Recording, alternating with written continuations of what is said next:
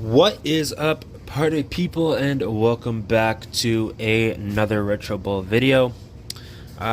Before we get started here, I just want to say that I'm currently doing a voiceover, and I'm thinking that's probably how I'm going to continue these videos in the future. Sorry, you guys will probably hear my dryer going on in the background, but it is what it is.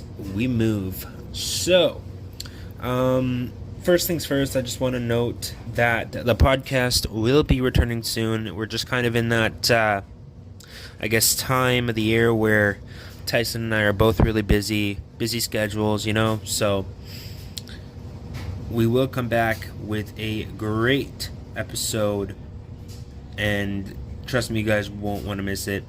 But speaking of the podcast is a CFL-based podcast, and I think I'm going to read a article for you guys here that I found on the CFL website by Pat Steinberg, and it's measuring the biggest offseason wins. So let's get started. I'll kind of sort of give you guys my comments on it here. So the fact we're smack dab in the middle of the combine season means we're well down the offseason road.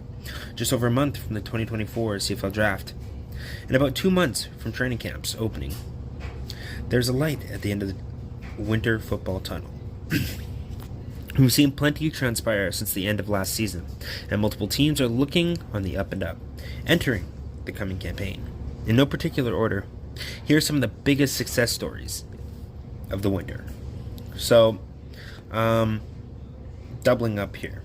On the outside, things were starting to feel a little touch and go when it came to the Winnipeg futures of tailback Brady Oliveira and receiver Dalton Shane. In fact, league insiders were starting to speculate on landing spots for the All-Star duo, ended up hitting the free agent market. But then, on the same day, in early February, Bombers took care of their two biggest offseason priorities in one fell swoop. The first signing announced on February 6th was Oliveira on a 2-year extension, which reportedly made him the CFL's highest-paid running back, and rightfully so after leading the league with 1,534 rushing yards last season, the highest total in a decade. Later that day, Winnipeg and Shane agreed on a 1-year extension. After posting more than 2,600 yards and 26 touchdowns in his first 2 seasons, Shane is now also one of the highest-paid players at his position. Then he, moves over to the Riders here, and this is, obviously my favorite team. Optimism is high in Regina entering this season, knowing all that has gone down this winter. After 2 years out of the playoffs, fans in Saskatchewan have been clamoring for something to cheer about, which is actually 100% true. Things started when the Rough Riders hired Corey Mays as head coach in late November. Just 38 years old, Mays has been on a meteoric rise through the coaching ranks since his playing career ended in 2015. With a well-earned reputation as a defensive guru, and with his fiery and upbeat approach, Mays has immediately endeared himself to the Saskatchewan faithful. And, as a Riders fan, I completely have to agree. The good vibes continued in free agency when the Riders made a big splash after big splash. In the league's negotiation window leading up to the free agency, Saskatchewan agreed to terms with offensive lineman Jamarcus Hardrick, linebacker Jameer Thurman, and running back AJ Ouellette, with important players like Sean Bain, Philip Blake, and Amari Alford signing back too. The Riders seem poised to make some noise in 2024, which I am 100% excited about. And he moves on to the Alouettes, stating, "The defending Grey Cup champions wasted no time in making sure they kept the band together. And it actually started with a guy already under contract for the season. After proving doubters wrong across the country after being named Grey Cup MVP, Cody Fajardo and the Alouettes agreed on a 2-year contract extension in early December that keeps him in the fold through 2025. Honestly, I think we gave up on him too early. Yeah, I know, casual Rider fans saying that, blah, blah, blah, but it's true. I like the guy. Shortly afterwards, Montreal got in work locking up key members of their dominant defensive unit linebackers. Darnell Sankey and Tyrese Beverett signed contract extensions early in the offseason. The same was true with defensive lineman Sean Lemon, who proved he's still a force on the edge, joining the Owls midway through the season. So, yeah, Montreal also had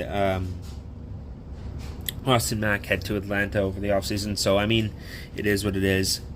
You make do with what you got. And I think the last team we're going to, I think they touched on is Ottawa. So, the Red Blacks haven't made the playoffs in 4 straight seasons since appearing in the 106th Grey Cup, which was in 2018. Ottawa has taken an aggressive approach in retooling this winter. The results look promising. The Red Blacks made waves when they acquired the rights to quarterback Drew Brown from Winnipeg in exchange for a 5th-round pick on January 18th. Ottawa signed Brown, a pending free agent, to a 2-year contract 6 days later. After 3 seasons behind Zach Collaros with the Bombers, Brown was a consensus next one quarterback, and the Red Blacks wasted no time making him their guy, which I think was a really, really good move by the Red Blacks. I think Brown is going to go off in Ottawa. General manager Sean Burke wasn't done, though.